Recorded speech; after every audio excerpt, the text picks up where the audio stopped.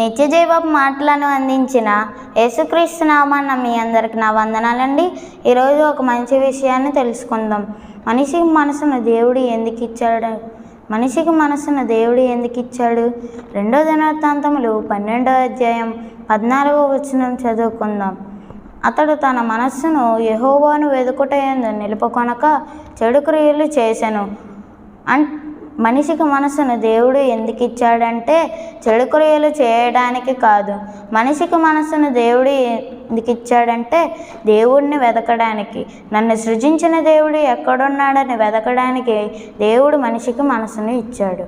రోమాపత్రిక 1వ అధ్యాయం 28వ వచనం చదువుకుంటే, మరియు వారు తమ మనస్సులో దేవునికి చోటియ్యనొల్లకపోయారు గనుక చేయరాని కార్యములు చేయుటకు దేవుడు భ్రష్ట మనసుకు వారిని అప్పగించెను.